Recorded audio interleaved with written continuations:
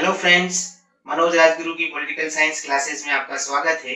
अगर आपको मेरे वीडियो, उनके कंटेंट और उनका प्रेजेंटेशन पसंद आए तो मेरे वीडियोस को लाइक करें, मेरे चैनल को सब्सक्राइब करें और बेल आइकन को दबाएं ताकि आने वाले वीडियोस की नोटिफिकेशन आपको टाइम टाइम पर मिलते रहे और एक ही प्लेटफॉर्म पर आप मेरे सारे वीडियो को एक्सेस कर सकें। Thank you. राजनीति विज्ञान के अंदर बहुत सारी अवधारणाएं हैं, कॉन्सेप्ट्स हैं जो कि मनुष्य से भी जुड़ी हुई हैं, समाज से भी जुड़ी हुई हैं और राज्य से भी जुड़ी हुई हैं। और इन अवधारणाओं का संबंध सबसे है। तो उन्हीं अवधारणाओं में एक जो सबसे महत्वपूर्ण है वो है स्वतंत्रता। बोलचाल की भाषा में हम इस शब्द को बहुत बार यूज में लेते हैं। हमारी अपनी एक समझ भी है स्वतंत्रता की, लेकिन जो समझ हम स्वतंत्रता के बारे में रखते हैं या स्वतंत्रता का जो मतलब हम लोग लेते हैं वो उसका आधा अधूरा अर्थ होता है ना। वास्तव में स्वतंत्रता की अगर मैं बात कहूं, आपसे पूछूं तो आप यही कहोगे स्वतंत्रता का मतलब आजादी है ना। आजादी को हम स्वतंत्रता के एक दूसरे शब्द के रूप में समझते हैं। आजादी का मतलब खुलकर व्यवहार करना, है ना, कोई बंधन नहीं होना। तो एक एक सीमित अर्थ जो है, जो एक आम नागरिक स्वतंत्रता से लेता है, वो सीमित अर्थ नहीं है स्वतंत्रता का। स्वतंत्रता एक बहुत व्यापक अवधारणा है और इसका अर्थ बहुत ही महत्वपूर्ण है। तो राजनीतिक विज्ञान के अंदर एक अवधारणा के रूप में हम स्वतंत्रता को किस तरह से समझते हैं, उसी को हम यहाँ पर देखने की कोशिश करेंगे। आपके इस पूरे टॉपिक पर अलग अलग तरह से प्रश्न बनते हैं। अगर हम बड़े प्रश्नों की बात करें तो हम बता सकते हैं कि स्वतंत्रता का अर्थ और स्वतंत्रता के जो दो रूप हैं, नकारात्मक स्वतंत्रता और सकारात्मक स्वतंत्रता, एक उस पर प्रश्न बनता है।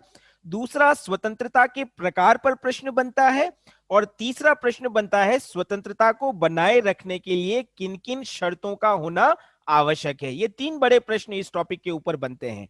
आज की क्लास में हम लोग जिस बात पर चर्चा करेंगे वो है स्वतंत्रता के अर्थ और इसके जो दो प्रमुख रूप हैं, उन रूपों के ऊपर हम लोग आज की क्लास के अंदर चर्चा करेंगे।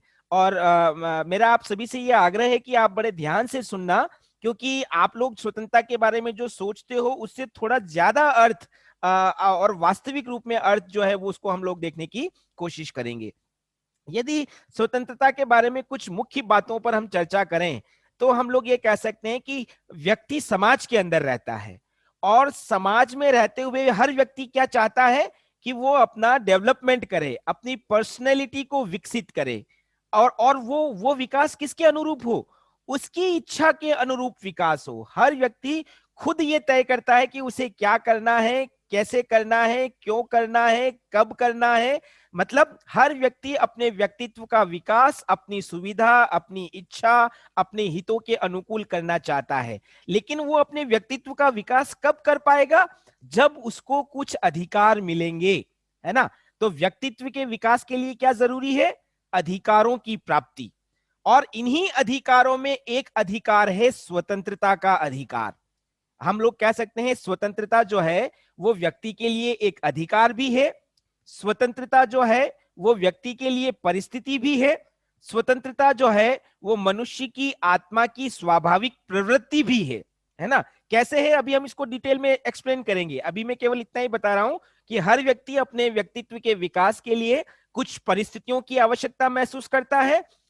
व्यक्ति अपने विकास के लिए अपनी स्वाभाविक प्रवृत्तियों के अनुरूप आचरण करता है और वो कुछ अधिकार चाहता है जिसके अनुरूप वो अपने व्यक्तित्व का विकास कर सके। तो इस रूप में हम क्या कह सकते हैं, स्वतंत्रता का मनुष्य से बहुत गहरा संबंध है। न केवल मनुष्य से बल्कि स्वतंत्रता का समाज से भी और राज्य के साथ भी गहरा संबंध है। तो ये एक प्रारंभिक बात जो हम स्वतंत्रता के बारे में बता सकते हैं। अब जो मेन चीज आती है, जो मैं आपको कहना चाह रहा हूं, इसको समझने की कोशिश करना। एक आम व्यक्ति स्वतंत्रता का मतलब केवल आजादी से लेता है, लेकिन स्वतंत्रता का वो मतलब नहीं है। स्वतंत्रता उससे भी कहीं आगे की अवधारणा है। तो स्वतंत्रता का मतलब क्या है, अगली 2-3 स्लाइड्स में हम उनको देखने की कोशिश करेंगे। सबसे पहले हम बात करते हैं, स्वतंत्रता हिंदी का शब्द है और इस स्वतंत्रता को अंग्रेजी में कहा जाता है लिबर्टी। मतलब स्वतंत्रता का अंग्रेजी अनुवाद क्या है, लिबर्टी। हम शाब्दिक अर्थ की बात कर रहे हैं, शब्द के अनुसार स्वतंत्रता का मतलब क्या है। तो हिंदी में जिसको हम स्वतंत्रता कहते हैं, अंग्रेजी में वो लिबर्टी कहलाता है। और ये लिबर्टी शब्द जो है वो मूलतः यूनानी भाषा या लेटिन भाषा के लिबर शब्द से बना है। जो मौलिक शब्द है वो है लिबर, LIBER। इसी लिबर से अंग्रेजी का लिबर्टी, LIBERTY, लिबर्टी शब्द बना है। तो मूल भाषा में जो लिबर शब्द है उसका मतलब क्या है? लिबर शब्द का मतलब होता है बंधनों का अभाव। अभाव का मतलब कमी, बंधन मतलब व्यक्ति के ऊपर कोई बाउंडेशन नहीं होगी, कोई कोई नियम कानून, कोई परिस्थितियां ऐसी नहीं होगी जो व्यक्ति को बांध के रखेगी, है ना। तो शाब्दिक अर्थ में अगर हम देखें तो लिबर्टी जिस लिबर शब्द से बना है उसका शाब्दिक अर्थ होता है बंधनों का अभाव। मैं केवल शाब्दिक अर्थ की बात कर रहा हूं, और इसी शाब्दिक अर्थ के आधार पर आम लोग, जो लोग पॉलिटिकल साइंस के स्टूडेंट नहीं है, जो स्वतंत्रता की समझ नहीं रखते हैं, वो इसी बंधनों के अभाव से स्वतंत्रता का सीमित अर्थ लेते हैं। लोग स्वतंत्रता के बारे में क्या सोचते हैं? सभी लोगों का अपना अपना मत है। तो लोग स्वतंत्रता के बारे में क्या सोचते हैं? स्वतंत्रता मतलब मनमाना व्यवहार करने की आजादी। अब यहां पर देखिए, मनमाना व्यवहार, मेरे मन में जो कुछ भी आया अगर मैं वो कर रहा हूं तो मैं स्वतंत्र हूं। लोग इसको स्वतंत्रता समझते हैं। मैं अभी स्वतंत्रता के वास्तविक अर्थ की बात नहीं कर रहा हूं, मैं केवल उन संदर्भों की चर्चा कर रहा हूं जिस पर लोग क्या सोचते हैं स्वतंत्रता को लेकर। स्वतंत्रता का जो मूल शब्द है लिबर, लैटिन भाषा का, उसका मतलब है बंधनों का अभाव, और इसी बंधनों के अभाव से मिलते जुलते अर्थ जो है वो आम लोग अपने जीवन में लेते हैं। कुछ लोग समझते हैं कि हम मन मर्जी से जो हमारे मन में आया हम अगर वो करते हैं तो हमारा मनमाना व्यवहार ही स्वतंत्रता है। कुछ लोग ये कहते हैं कि बिना हस्तक्षेप के, बिना हस्तक्षेप के मतलब कोई हमें रोकेगा नहीं, कोई हमें टोकेगा नहीं, है ना। तो बिना, कोई में कौन आ गया? कोई दूसरा व्यक्ति भी आ गया, कोई संस्था भी आ गई, कोई संगठन भी आ गया, कोई भी हमें रोकेगा नहीं, कोई भी हमें टोकेगा नहीं। और बिना रोक टोक के, बिना दूसरों की हस्तक्षेप के जब हम अपनी इच्छा के अनुसार आचरण करते हैं, व्यवहार करते हैं, तो वो स्वतंत्रता है। ये भी कुछ लोग समझते हैं।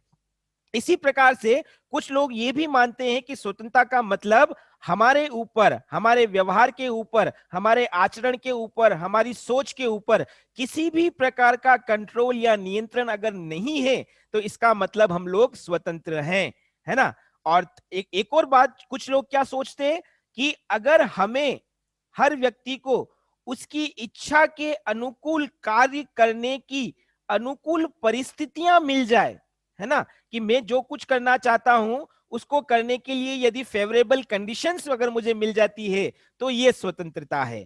कहने का मतलब, स्वतंत्रता को लेकर लोगों का ये, आम लोगों का ये मत होता है, जो कि स्वतंत्रता का शाब्दिक अर्थ है बंधनों का अभाव, बहुत कुछ उससे मिलता जुलता है।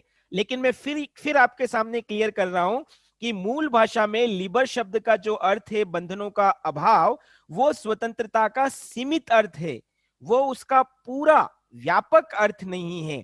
व्यापक अर्थ समझने के लिए पहले स्वतंत्रता से जुड़ी हुई कुछ परिभाषाएं हम लोग पढ़ लेते हैं। कुछ राजनीति विज्ञान में बहुत सारे विद्वान हुए हैं जिन्होंने स्वतंत्रता की अलग अलग परिभाषाएं दी हैं। इन परिभाषाओं पर कई बार आपके 2 नंबर के प्रश्न भी बनते हैं, तो आपको ये परिभाषा याद रखना भी जरूरी है। सबसे पहले हम एक विद्वान की बात करते हैं जिनका नाम है सीले। बहुत छोटी परिभाषा है लेकिन बहुत महत्वपूर्ण है। सीले क्या कहते हैं? स्वतंत्रता अति शासन का विलोम है। उल्टा, विलोम का मतलब उल्टा।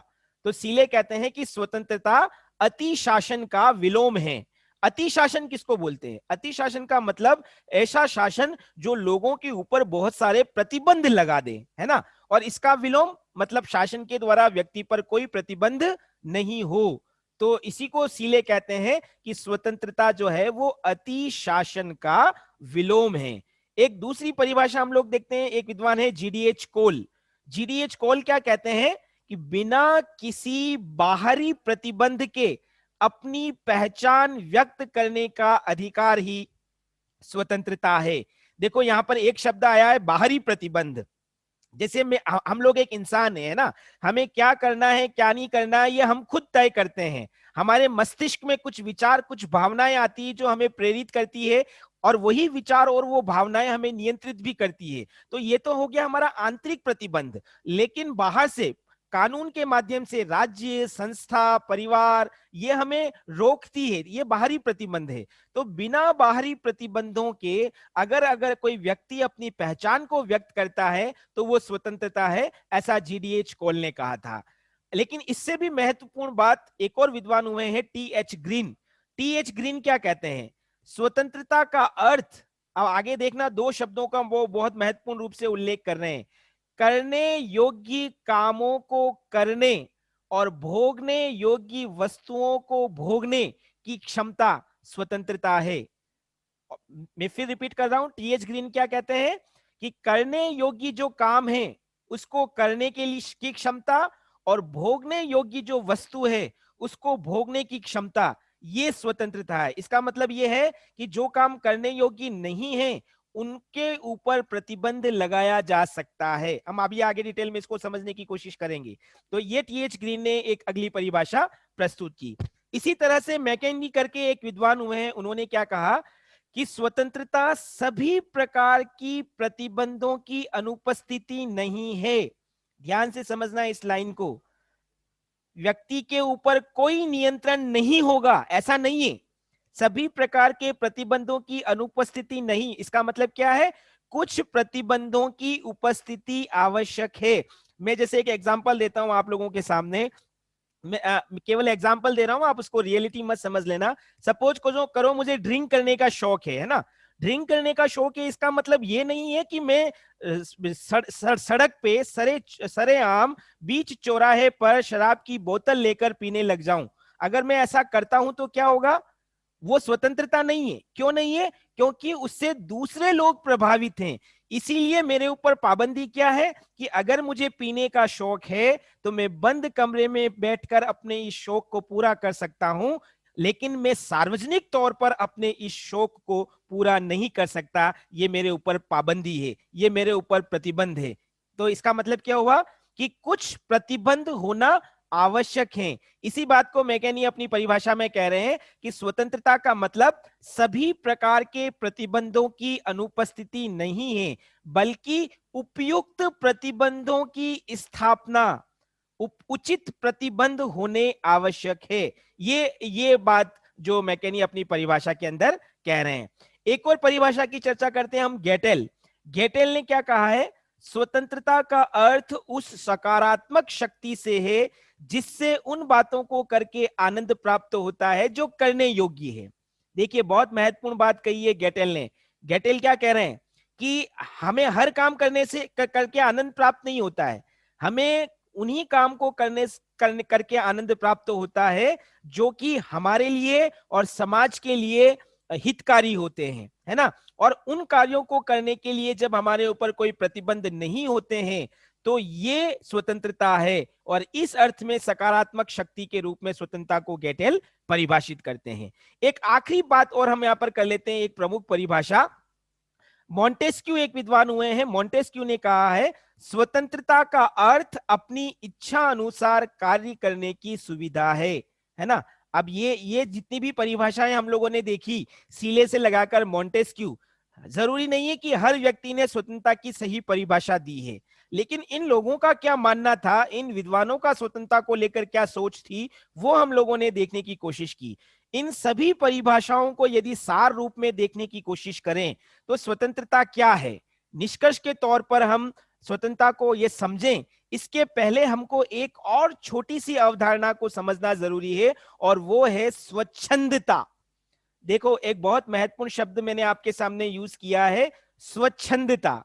स्वच्छंदता जो है वो स्वतंत्रता से अलग है। स्वच्छंदता का मतलब होता है बिना किसी बंधन के मन माना व्यवहार करना, मन मर्जी का व्यवहार करना। सपोज करो मेरे को इच्छा हो रही है कि मैं अपनी पड़ोसी को एक झापट लगा दूं बिना ही किसी कारण के, तो ये स्वच्छंदता है। स्वच्छंदता क्यों? क्योंकि ये मेरी मर्जी है, लेकिन अपनी इस मर्जी को पूरा करने के लिए मैं ये देख नहीं रहा हूं कि इससे सामने वाला भी प्रभावित हो रहा है ना।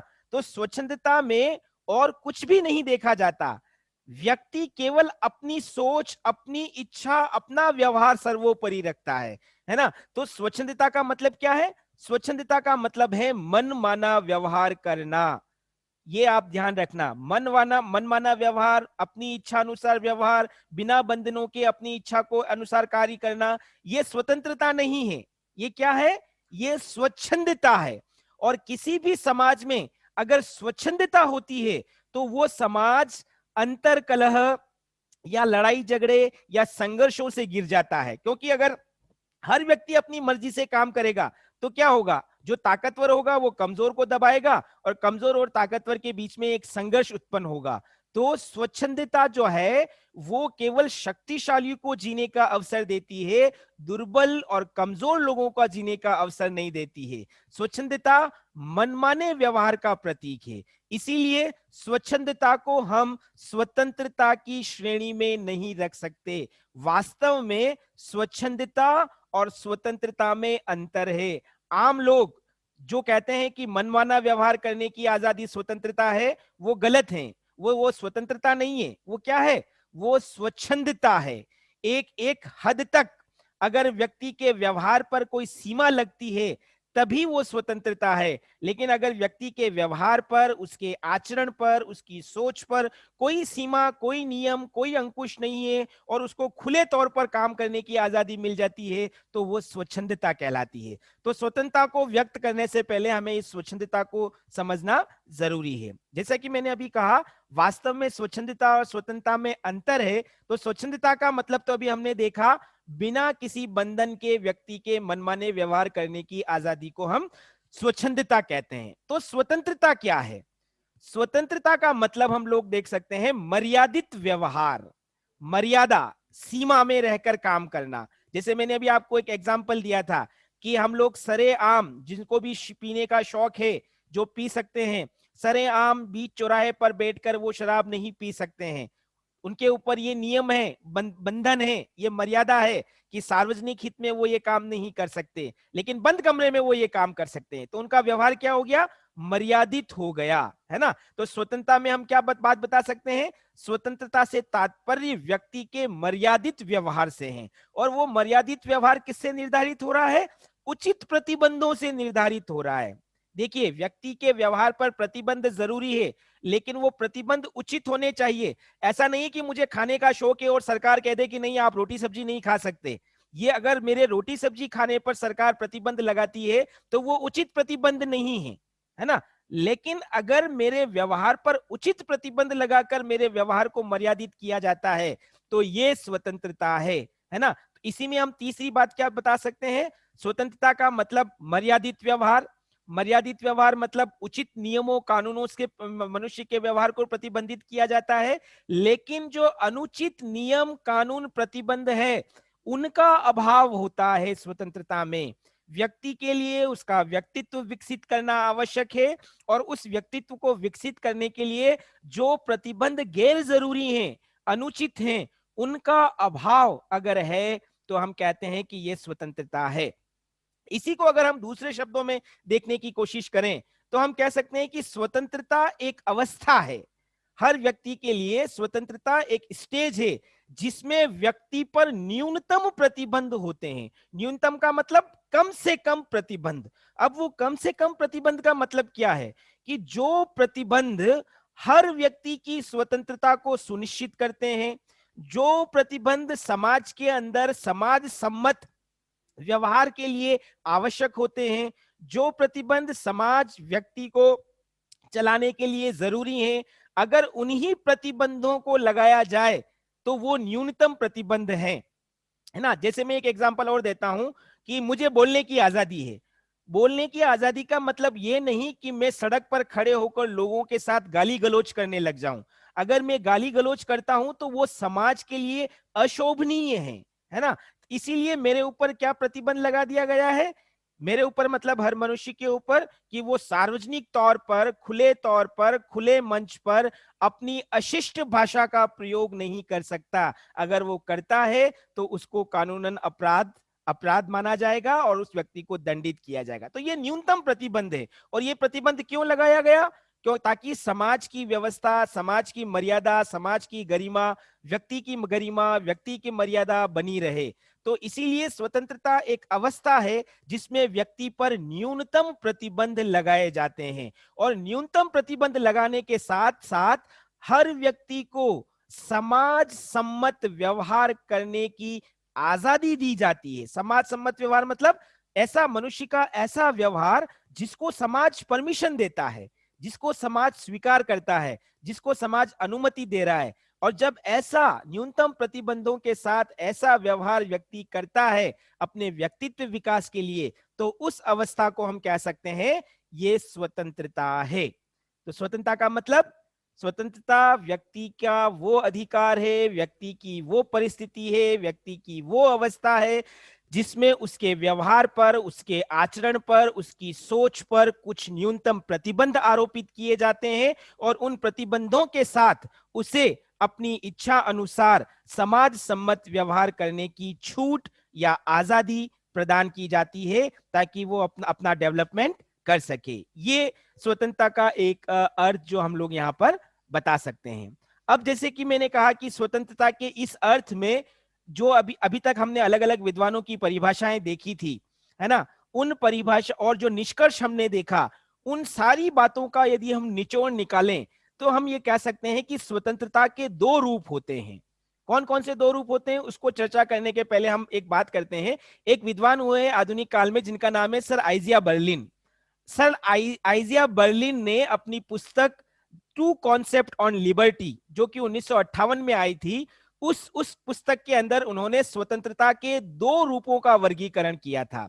नाम याद रखना, आइजिया बर्लिन ने अपनी पुस्तक टू कॉन्सेप्ट ऑन लिबर्टी के अंदर स्वतंत्रता के दो रूप, एक है सकारात्मक और दूसरा है नकारात्मक, इन दो रूपों का वर्गीकरण आइजिया बर्लिन के द्वारा किया गया। और एक और विद्वान है जिनका नाम है कार्ल पॉपर। उनकी एक प्रसिद्ध पुस्तक आई थी open society and it's enemies, और इस पुस्तक के अंदर कार्ल पॉपर ने इस सकारात्मक स्वतंत्रता और नकारात्मक स्वतंत्रता के बीच में अंतर क्या है, उस अंतर को प्रस्तुत करने का काम कार्ल पॉपर के द्वारा किया गया। तो जो आइजिया बर्लिन ने जिस तरह से नकारात्मक और सकारात्मक स्वतंत्रता का वर्गीकरण किया, वही हम स्वतंत्रता के दो रूप के रूप में समझते हैं। क्या है वो दो रूप? तो हम सबसे पहले बात करते हैं नकारात्मक या निषेधात्मक स्वतंत्रता क्या है। आप लोगों को मैं फिर रिपीट कर रहा हूं, अभी तक हमने स्वतंत्रता की जो परिभाषाएं देखी अलग अलग विद्वानों के अनुसार, उन सभी परिभाषाओं और लोग जो अर्थ लेते हैं, उन अर्थों का निचोड़ स्वतंत्रता के इन दो रूपों में लिया जाता है। तो पहला रूप है नकारात्मक या निषेधात्मक स्वतंत्रता। इसका मतलब क्या है? नकारात्मक स्वतंत्रता या निषेधात्मक स्वतंत्रता का मतलब है कि हर व्यक्ति पूरी तरह से मनमाना व्यवहार करने के लिए आजाद है। इसका मतलब उसके ऊपर या तो प्रतिबंध है ही नहीं, और अगर प्रतिबंध है तो बहुत ही लिमिटेड प्रतिबंध है। ध्यान रखना, निषेध मतलब व्यक्ति के ऊपर प्रतिबंध लगाने की मनाही की गई है, व्यक्ति के ऊपर प्रतिबंध लगाने से रोका गया है। किसको रोका गया है? समाज को, राज्य को, जो कि कानून बनाने का या प्रतिबंध लगाने का अधिकार रखते हैं। देखो, मैं एक बार इन दो शब्दों को और स्पष्ट कर देता हूं। नकारात्मक का मतलब क्या होता है? शाब्दिक तौर पर नकारात्मक का मतलब होता है कि जिसमें कुछ करने से रोकने की प्रवृत्ति हो, जिसमें मनाही की जाती है, जिसमें कुछ अच्छी अच्छी बातों को व्यवहार में लाने से रोकने का प्रयास किया जाता है, वो नकारात्मक या निषेध है। यहां पर व्यक्ति के ऊपर भी उसके व्यवहार के ऊपर प्रतिबंध लगाने से रोका जा रहा है। किसको? समाज को और राज्य को। तो ये कौन सी स्वतंत्रता है? ये नकारात्मक स्वतंत्रता है, जिसमें व्यक्ति को मनमाना व्यवहार करने की आजादी दी जा रही है, और उसके ऊपर या तो बिल्कुल भी प्रतिबंध नहीं लगाने की बात की जा रही है, या फिर न्यूनतम प्रतिबंध लगाने की बात की जा रही है। तो इसको हम कहते हैं ये है नकारात्मक स्वतंत्रता। एक विद्वान हुए हैं J.S. मिल, 1859 के अंदर उनकी एक फेमस पुस्तक आई थी ऑन लिबर्टी, और ऑन लिबर्टी के अंदर उन्होंने इस नकारात्मक स्वतंत्रता को मुख्य रूप से प्रस्तुत करने का प्रयास किया। कुछ और विद्वानों की अगर हम बात करें तो हम कह सकते हैं कि Herbert Spencer, Adam Smith, जर्मी Bentham, आइजिया Berlin, हैयक, ये कुछ ऐसे विद्वान हैं जिन्होंने इसी प्रकार की नकारात्मक स्वतंत्रता का समर्थन किया था। एक तरह से हम ये कह सकते हैं जो विचारक स्वेच्छा तंत्र के समर्थक रहे हैं।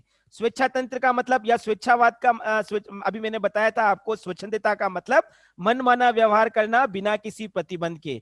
तो जो विद्वान स्वेच्छा तंत्रवाद के समर्थक रहे हैं उन्होंने व्यक्ति की नकारात्मक स्वतंत्रता का समर्थन किया है। और उसमें से कौन कौन से विद्वान हैं तो वो अभी मैंने आपको यहाँ पर बताए हैं। नकारात्मक स्वतंत्रता के अंदर ये कहा जाता है कि राज्य जो है जिसके अंदर व्यक्ति रहता है वो लिमिटेड काम करेगा। नकारात्मक स्वतंत्रता का समर्थन करने वाले विद्वान क्या कहते हैं कि व्यक्ति में खुद में इतना विवेक, खुद में इतना सामर्थ्य होता है कि वो अपना अच्छा भला बुरा सब कुछ तय कर सकता है, इसीलिए राज्य को नियम बनाकर उसे नियंत्रित करने का अधिकार नहीं है। इसीलिए राज्य को जितने कम काम हो सके वो काम करने चाहिए। तो नकारात्मक स्वतंत्रता वाले राज्य के सीमित स्वरूप का समर्थन करते हैं। वो पुलिसी राज्य का समर्थन करते हैं। पुलिसी राज्य का मतलब जैसे पुलिस का काम क्या होता है, समाज के अंदर शांति और व्यवस्था स्थापित करना, तो उसी तरह से राज्य का काम भी केवल समाज के अंदर शांति और व्यवस्था स्थापित करना है, इसके अलावा राज्य और कोई काम नहीं करेगा। इसी तरह से एक और शब्द हम यूज कर सकते हैं कि जो विद्वान नकारात्मक स्वतंत्रता का समर्थन करते हैं वो अहस्तक्षेपवादी राज्य का समर्थन करते हैं।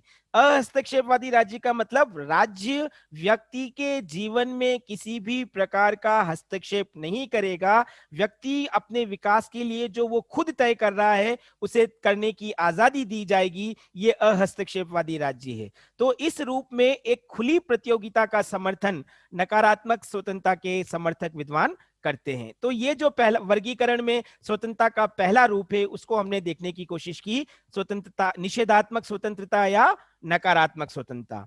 इसी तरह से स्वतंत्रता का एक दूसरा रूप है जिसको हम कहते हैं सकारात्मक स्वतंत्रता या पॉजिटिव लिबर्टी। स्वतंत्रता, सकारात्मक स्वतंत्रता का मतलब है सबसे पहली बात और जो सबसे महत्वपूर्ण है, युक्ति युक्त बंधनों की उपस्थिति।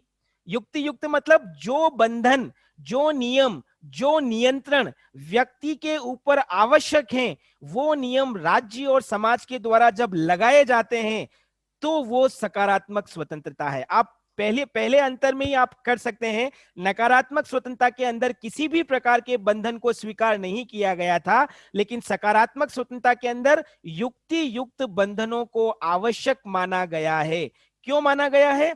क्योंकि सकारात्मक स्वतंत्रता के विद्वान क्या मानते हैं कि हर व्यक्ति एक जैसा नहीं होता है, सबकी क्षमताएं, योग्यताएं अलग अलग होती है। अगर व्यक्ति के ऊपर कोई प्रतिबंध नहीं होगा तो समाज में मत्स्य न्याय की स्थिति व्याप्त हो जाएगी। मत्स्य न्याय का मतलब बड़ी मछली छोटी मछली को खाएगी, जो ताकतवर होगा वो कमजोर को दबाएगा, जबकि जीने का अधिकार कमजोर को भी है, ताकतवर को भी है। छोटी मछली को भी जीने का अधिकार है और बड़ी मछली को भी जीने का अधिकार है। इसीलिए बड़ी मछली पर या ताकतवर पर नियंत्रण लगाना आवश्यक है ताकि वो भी जी सके और कमजोर जो है, दुर्बल जो है, वो भी जी सके।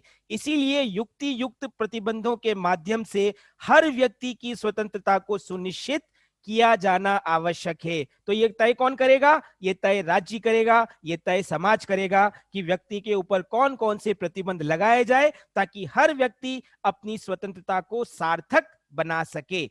हर व्यक्ति जो कि एक दूसरे से असमान है, उनकी क्षमताओं में अंतर है, उस अंतर के बावजूद वो अपनी इच्छा से अपने व्यक्तित्व का विकास समाज सम्मत मान्यताओं के अनुसार कर सके, इसके लिए उसके ऊपर प्रतिबंध लगाया जाता है। तो ये सकारात्मक स्वतंत्रता का एक प्रमुख अर्थ जो हम लोग बता सकते हैं। एक प्रमुख आदर्शवादी विचारक है जिनका नाम है टी.एच. ग्रीन। टी.एच. ग्रीन को सकारात्मक स्वतंत्रता का प्रबल समर्थक माना जाता है। और विद्वानों की अगर हम बात करें तो हम कह सकते हैं कि बार्कर है, बोसांके है, लास्की है, मैकाइवर है, रूसो, जॉन रॉल्स और सबसे आधुनिक में हम बता सकते हैं मैकफरसन, जिन्होंने सकारात्मक स्वतंत्रता का समर्थन किया। मैकफरसन ने तो सकारात्मक स्वतंत्रता को विकासात्मक स्वतंत्रता भी नाम दिया है, क्योंकि उनका मानना है कि उचित प्रतिबंधों के आधार पर ही व्यक्ति जो है वो विकास के पथ पर आगे बढ़ सकता है। इसीलिए उन्होंने सकारात्मक स्वतंत्रता को विकासात्मक स्वतंत्रता भी कहा है। जो जो विद्वान इस सकारात्मक स्वतंत्रता की बात करते हैं वो राज्य के स्वरूप का भी समर्थन करते हैं। आपने लोगों ने देखा था कि नकारात्मक स्वतंत्रता के समर्थक विद्वान ये कहते हैं कि राज्य के काम सीमित होने चाहिए, राज्य को केवल पुलिसीय कार्य काम करने चाहिए। लेकिन जो विद्वान सकारात्मक स्वतंत्रता के समर्थक हैं उनका मानना है कि राज्य का स्वरूप लोक कल्याणकारी होना चाहिए। लोक कल्याणकारी मतलब राज्य को व्यक्ति के विकास के लिए, राज्य के अंदर जितने भी नागरिक हैं, जितने भी व्यक्ति हैं, उनके विकास के लिए अधिकतम कार्य करने चाहिए, है ना। जैसे कि आप लोगों को पता है कि पहले जब राज्य अस्तित्व में आया था तो वो लोगों के बीच में कानून बनाकर शांति और व्यवस्था ही स्थापित कर रहा था, जो काम पुलिस करती है। इसीलिए पहले के राज्य को हम पुलिसी राज्य कहते हैं। लेकिन वर्तमान में आप लोग देख सकते हो, राज्य हॉस्पिटल बनाता है, राज्य रोड लाइट लगाता है, राज्य सड़कें बनवाता है, राज्य गार्डन्स बनवाता है, पानी की व्यवस्था करता है, बिजली की व्यवस्था करता है। ये करना राज्य के लिए जरूरी नहीं है, लेकिन राज्य में रहने वाले लोग अच्छा जीवन जी सकें, उनके कल्याण के लिए राज्य के द्वारा इस प्रकार के कार्य किए जाते हैं। इसलिए ये वर्तमान का जो राज्य है उसको हम कह रहे हैं ये लोक कल्याणकारी राज्य है। और जो विद्वान सकारात्मक स्वतंत्रता के समर्थक हैं वो इसी प्रकार के लोक कल्याणकारी राज्य का समर्थन करते हैं। और इस लोक कल्याणकारी राज्य में हर व्यक्ति के ऊपर उचित प्रतिबंध होंगे, उचित बंधन होंगे, जिनका प्रयोग करते हुए राज्य की सीमाओं में रहने वाला हर व्यक्ति अपनी स्वतंत्रता को वास्तविक अर्थों में स्वतंत्रता बनाएगा। तो ये दो रूप है स्वतंत्रता के, एक सकारात्मक स्वरूप और एक नकारात्मक स्वरूप।